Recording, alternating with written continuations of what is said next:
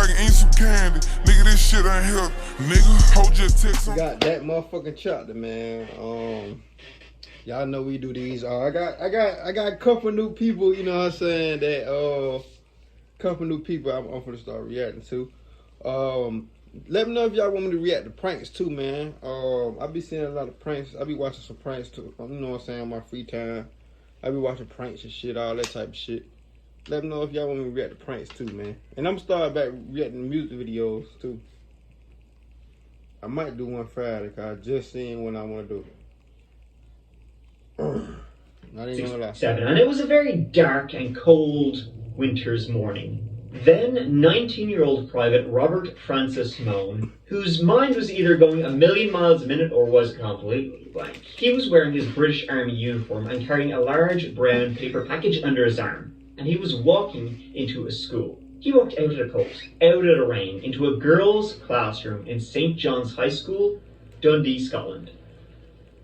Robert himself had attended that school prior to joining the army, but he was expelled in 1964, and his expelling seems to have been the catalyst for what would set off the events of that day. Quite simply, cold, dark revenge. In the classroom that day were 11 girls, all aged between 14 and 15 years old, as well as their teacher, 26-year-old Nanette Hansen, who was pregnant with her first child. That's crazy. I like to got to spell for school like 3 times.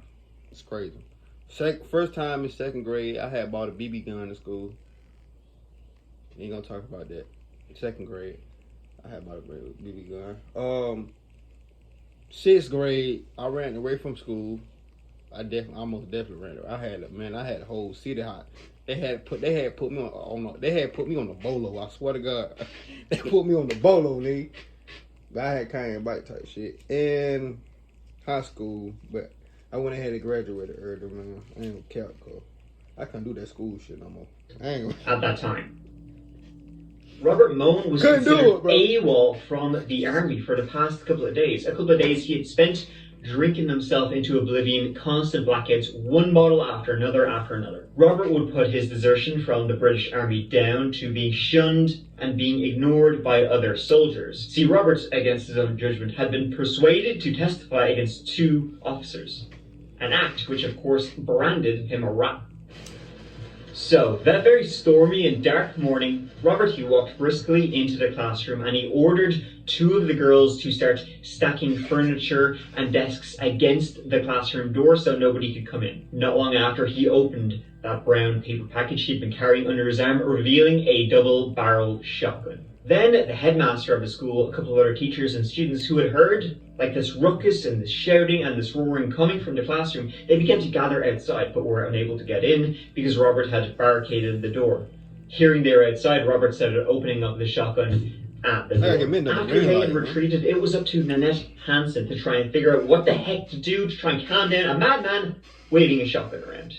Nanette actually showed no fear in approaching Robert and managed to calm him down enough to get his demands. His demands was 18-year-old student nurse Marion Young, who worked in the same school. Now, Robert and Marion, Robert 19, Marion 18, must have had some kind of relationship. Maybe they were childhood sweethearts, right? Nope. The police who had begun surrounding the school were pretty shocked to find out that they barely knew each other. They had met once months before, had very, very little contact, but apparently that very, very little contact was enough for Robert to become infatuated with her to the point where he was having a hostage situation and wanted her brought in. He was going to take advantage of this momentary spell of power that was given to him by a shotgun. And then seeing the police surrounding the school outside, he began firing shots out the windows.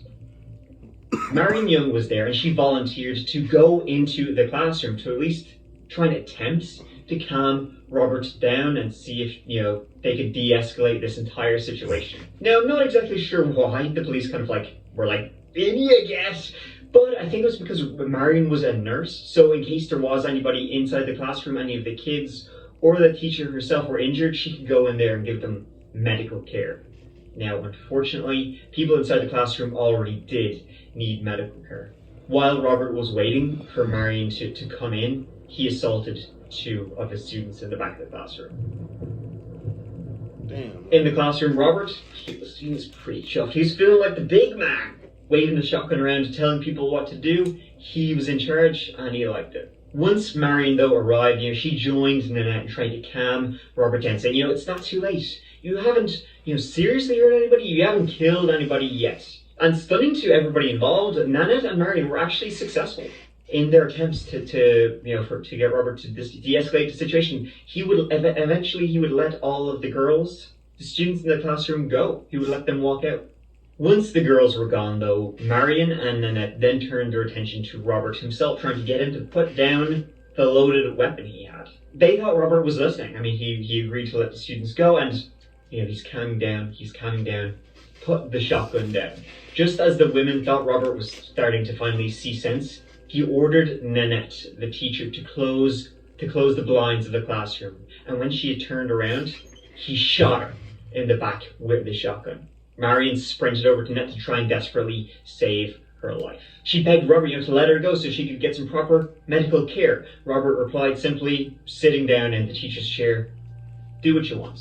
Marion then fled the classroom only to try and save Nanette's life. But in the meantime, the police stormed in. They surrounded Robert as he was sitting at the desk. He was sitting at the desk with his big, shit-eating grin on his face. He was having a grand time. Robert Moan was arrested without further incident. Unfortunately, 26-year-old mother-to-be Nanette Hansen, neither her nor the baby would make it. Oh, fuck, man. In 1968, a year after the horrific events at St. John's, Robert was ruled to be unfit to enter a plea at trial due to him being severely schizophrenic. Later, Robert would say, got away with that one. He conned everybody. Sure, he was totally, in control of his own actions, but he just, wanted the easier sentence. I mean, looking though what he did in that classroom, he was declared to be legally insane and was remanded into custody at a secure mental ward. Still a prison, though, with even more oversight over the patients. It also comes with an indefinite sentence, which is, no time frame for parole eligibility. So, I mean, I suppose, is it better? No, so this is usually the part where I'd be, finishing off the story, telling you how much I love you. But no, this old one is far from done. How many subscriptions are you paying for? Rocket Money? Find sneaky or forgotten subscriptions? Bitch. Instead of rotting away in a padded cell, far from being able to hurt anyone ever again like a good boy, in 1970, 3 years after his incarceration, Robert met another inmate named Thomas McCullough. Thomas was just as bad as Robert, if not worse, and had been branded a, quote, incurable psychopath. It turns out Thomas himself, he had been shook into the secure unit after he got into a bit of a dispute with a hotel chef. And when I dispute, I mean Thomas shot him and killed him. And the dispute was over not being given enough butter for his bread roll, because he just loves a bit of butter. Apparently he wouldn't give him any more butter, so Thomas pulled out a shooter, shot him in the face, killing him, and then wounded a waitress. Unsurprisingly, for some butter? Thomas was found to be insane. After they met in the secure mental ward, Robert and Thomas would go on to become fast friends, and also, apparently, lovers. Over the next few years, though, things went quiet and routine kicked in. But little did anybody know, Robert and Thomas were planning something. You see, during his time in a hospital, Robert had constantly been complaining that conditions, frankly, lads, they're just not good enough. I won't put up with this. I'm not putting up with this at all. When his demands for improvements weren't met, Robert and Thomas said, listen, we're 85,000. So the two men bided their time until they found the right moment to strike. That right moment to strike was on the evening of the 30th of November, 1976, when Robert and Thomas kicked off 3 hours of chaotic violence by attacking a nurse and fellow prisoner in the secure hospital's social room area. In that room at the time was nursing officer Neil McClellan and another patient, Ian Simpson. Robert sprayed paint thinner into the hospital worker's eyes and then began stabbing him with a pitchfork till he hit the deck. The plan had been to incapacitate the nurse long enough to steal his keys and so make their escape. So while Robert was doing this, attacking the nurse, Thomas had grabbed an axe from the garden shed and began hacking at another prisoner in the mental. He would go buck wild on the only other. Once Thomas and Robert had what in the Michael Myers shit they got going on? Social room, Thomas pushed Robert out the door and said, "Keep a lookout." Then Thomas, about to follow him outside, one more thing. You know, in the same manner you might when you're about to leave your house and you forget your wallet. He took up the axe again, went over to the two men lying defenseless on the floor, butchered them with the axe. The two men managed to scale a wall using a rope ladder they had fashioned in the weeks leading up to the escape, even climbing through barbed wire to flee captivity and the hospital grounds. Now this was in a pretty remote area, so to get away, they would need a car. But they had already thought of this. Over the wall and running for the nearest road, they set a trap. Robert was lying down on the middle of the road pretending he was injured, while Thomas, wearing a nurse's uniform he had stolen with a fake beard, even was hiding nearby. Two cars drove by. The first was a civilian car, and that just, not my problem. The second car to drive by was a police officer's car, which immediately pulled over, seeing this man injured lying on the road, and two cops got out. One of the officers immediately ran over to Robert to see what the hell was going on and if he was okay. At which point Robert grabbed him and began attacking him, while Thomas, who was hiding behind, jumped down top of the other officer. Thomas, with that axe, began hacking at one of the officers, while Robert whipped out a cleaver and began slicing at the other. One of the officers, Constable George Taylor, was brutally murdered there on the spot. His head caved in by Thomas McCullough. The other would survive, but with life-threatening injuries. And amazingly, the alarm at the hospital hadn't even been raised yet. No one was aware they had made a break for it. Two men lay dead inside, another one lay dead outside, and another dying. And Robert and Thomas got into the police car and began booking it, emptying the gas tank as they sped away. However, this being in November, the roads were icy, and neither of them had driven a car in a long time. Dumbasses quickly crashed. But then, a van driving in the opposite direction saw this crashed police car. The van pulled over, two men got out to see if they could help out. Thomas then decided to be a police officer, escorting his prisoner, Robert. And then, once again, as soon as they felt like they were in an advantageous position, they just jumped on top of the two men who'd been in the van, launching just a frenzied attack until they were incapacitated, and then they threw the two men into the back of the van, while Robert and Thomas got in the front of the van, once again driving away. Type of Michael Myers shit they got going on. However, after driving a short while, Thomas became incredibly paranoid. He assumed, that they would be discovered, that the alarm had been raised back at the hospital. Pro tip, it hadn't been yet.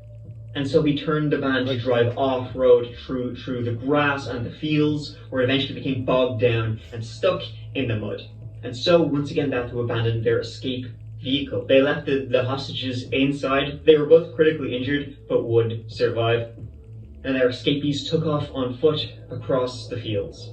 They set off for the nearest building, which was an occupied farmhouse, breaking in the door and terrorizing the family who were inside. Eventually, Thomas demanded, "Give me your keys." They quickly did, as you would, and they set off on their third escape vehicle. By this time, though, the bodies back at the hospital had been discovered, and so police in southern Scotland and in northern England were put on high alert and began booking it towards this general area. It had only been 3 hours, but those 3 hours were absolutely insane. Eventually, the police spotted the vehicle Thomas and Robert had stolen, racing down the road, and so the police cars, there was a minor police chase, with eventually them ramming, boxing it in, and pushing it off the road. Despite what must have been a jarring crash, Robert and Thomas immediately fled the wrecked getaway car, but were intercepted by several officers. What followed was a ferocious fight between the unarmed officers and the tooled-up criminals. In the end, though, the persistence of the police officers won out. They managed to subdue both Robert and Thomas. Even when they were cuffed, lying on the ground, head in the mud, they still were giving it socks. They were not going to go down easy, and they didn't go down easy. But go down they did. In the aftermath, it became very, very obvious that the two men had been planning this for absolute months. They were extremely well prepared. They not only had axes and improvised knives, they had fake IDs, uniforms, hats they had stolen and been tucking away for months in the hospital. They'd simply been biding their time, and Thomas was seen as like the mastermind of this entire event. And speaking of Thomas, when they discovered that they had all these items with them and were super well prepared to make a prison break, well, the police were shocked at that. They were even more shocked when they were searching Thomas, and in his pocket, they found an ear. When he'd been back at the hospital and the two men were defenseless on the floor, the other inmate, he had sliced off his ear, kept it as a trophy. When he didn't want anybody to hear about their escape, he took that literally. Robert and Thomas would appear in court, and in a landmark case, they would be ordered to serve the rest of their lives in prisons. Separate prisons. Though the ruling wouldn't last, more on that in a bit, at the time, this was the harshest penalty served ever. Now you think with all of that carnage, him going into a school with a shotgun and then having this insane prison break, that would be the last time you'd hear of Robert Moan? Not what. Just wait, there's more. 2 years after the chaotic and murderous rampage, the name Robert Moan would be, once again, all over the front pages of Scottish newspapers. Though on this occasion there would be a slight twist in the tale. On the 29th of December 1978, no one had heard from Agnes Wow, the 78-year-old great-aunt of Robert Francis Moan. No one had heard from her in a while. So in her hometown of Dundee, the police began searching for her. And it was weird from the start. Her front door, the front door to her apartment, wide open. The lights were all on, and her gas fireplace, it was lit and roared. And so the first place the police searched was her own building. They knocked on all the other apartments in here, and then they went downstairs, knocked on the apartment that was directly below Agnes's, knocking to no answer to this apartment either. Being unable to contact the occupier, 70-year-old Jane Simpson, officers forced their way inside. Come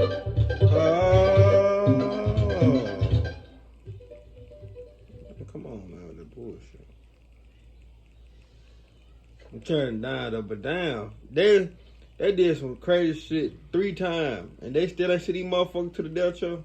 And inside they found both Agnes and Jane brutalized, bloodied, bruised. They looked like they had been horrifically beaten to death and then strangled. They still had pantyhose around their necks. Searching then the rest of the property, they made another horrific discovery. There was a third woman in the back bedroom.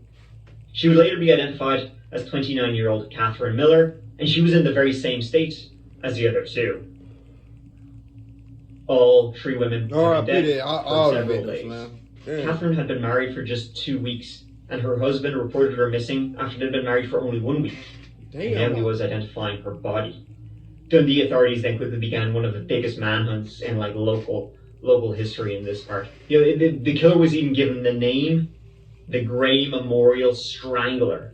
They were searching everywhere for clues as to who could have done this right around Christmas time. Now there was a medical examination of the 3 bodies, and the coroner noted that all 3 women showed signs of being hit by someone wearing a large and distinctive ring.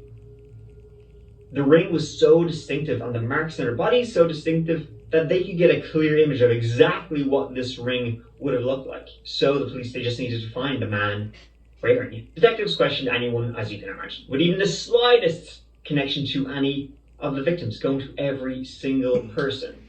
And who would have a slight connection to one of the victims? Well, relative of Agnes Wow, Robert Moan. Now, though this wasn't the Robert Francis Moan who was in prison at the time, it was Robert Francis Moan's dad, Robert Francis Moan Sr. Robert the Elder was better known as Sonny, and known he certainly was. Sonny Moan had a bit of a reputation, kind of around him. He had made a reputation long before his son Robert Francis Moan became, a notorious cop killer. Sonny Moan was known for being a drunk and, what's the word? Complete piece of shit. He was hated by pretty much everybody he ever met. And in the weeks leading up to the murders of Agnes Wow, Jane Simpson, and Catherine Miller, Sonny had been heard boasting in the local pubs in Dundee about his intentions to outdo his son. Sonny was so proud of his son's reputation as the Carstairs killer, and he was like enjoying all this, notoriety that it brought him. He was only too happy about it. He was like, yeah, my son is a mad killer. Yeah, it's great. Sonny Moan also had this big reputation for showing off his own tattoos. He had IHS tattooed across his chest, which stood for "in his service." The "his" being the devil. We call that hardcore. It's pretty cringe. But another tattoo he also had was on his TNT, because it's explosive, because it never works when you need it to. When he was called in for questioning, Robert Sr. claimed he had been at that apartment, at Jane Simpson's apartment, drinking with Jane and Catherine, drinking there with another guy named Stuart Hutton, but at one point he had to go and get more booze and didn't know anything after that. So if something happened, he wasn't there. However, when detectives went to interview the alleged other guy there, Stuart Hutton, Stuart would say, no, I was the one who went to get the booze. And in fact, I ended up going to a gambling, a bookies, and I actually never went back. Stuart never went back because he knew how volatile a drunk Sonny Moan could be. Police were able to confirm that Stuart had been at the betting shop, and so we're on Sonny Moan like flies on shite. Robert Sr. was interviewed for days and days on end. He never admitted anything, but he never denied doing it either, because remember, he was pretty chuffed about getting all this attention. He thought he was pretty cool. Hardcore. At one point, he even told an officer, put me in, coach, put me in prison. Because, he wanted to be there he didn't want his son getting all the, hard man attention. During interviews, though, the police noticed Robert was not wearing a ring. But when asking around, he did have one. A large silver ring with a jade stone set inside of it. Ironically enough, it was Robert Francis Moan who had bought his dad that very ring right before he walked into a school with a shotgun. On the 18th of January, 1978, the arrest warrant was issued, and Robert Sr. was arrested that same afternoon. It looked like he did. In the ultimate irony, Robert was wearing the ring the police had been searching high and low for at the time of the arrest. Goddamn. Trial did not go well for Sonny Moan, although he's probably only too happy about that. He was condemned to life in prison with a minimum of 15 years, but he was not too happy about it. He didn't get to go to the same prison as his son, so in 1983, only 3.5 years after Sonny Moan was sent away, he did actually get out of prison. Only it also turned out to be a life sentence after all. A fellow inmate, Anthony Curry, hadn't taken kindly to Robert's constant boasting of killing 3 women and had decided he'd quite like Robert to shut up and be dead. Robert Sr. was stabbed to death in prison, butchered, I guess is the better way of putting it, by Anthony Curry. 2 knives. He went hog wild on Sonny Moan. Couldn't have happened to a better person. When questioned about this, Anthony Curry would say that Robert Sonny Moan was, quote, the most obnoxious person in the country. In 2002, due to the European Human Rights Act making whole life sentences without parole illegal, Robert and Thomas's sentences were reduced to life with the possibility of parole. In 2007, Robert Francis was given day release. He was out for the day in this picturesque town in the Scottish Highlands. The local folk were none too happy about that at all. Later, Robert got into a fight with another inmate, which just cut any chances he would ever have of getting paroled. And that brings us to the end of the story of Robert Moan. Hopefully, the name Robert Moan is a story we won't be hearing about again. Sorry to any other Robert Moans out there. I'm sure you're fine. Just, don't be scaring anybody. Thomas, despite having killed more people than Moan, actually did win his release. He served his years in a much quieter fashion than his former partner in crime. Robert is still banged up. Nowadays, he spends his time in prison, and being 75 years old. What that old lad nigga doing right now? Oh, damn. This story crazy as fuck, too. It's like his father, damn, my son gets some kids shit. I'm gonna go up to school too, shit. And what happened to his dad in jail? That's like some Jeffrey Dahmer shit. Cause the dude that killed Jeffrey Dahmer, and he killed another dude too. They just don't know. Well, some people, he killed another dude too. Cause the dude, I think what did he do? I think he stabbed his wife in the face, shot his wife in the face, or some crazy shit like that. and shot at kids or some shit. Yeah, man. Well, other people don't like that shit, but you'll fuck around and die, man. Thinking that shit cool. Crazy motherfucker thinking that shit cool, and motherfucker gonna goddamn knock your ass off. But yeah, man, give it a thumbs up, like, subscribe on this beautiful ass Thursday night. That being said, see y'all motherfuckers on this video. Let's ride. Yeah, this story crazy motherfucker. Let's ride, man.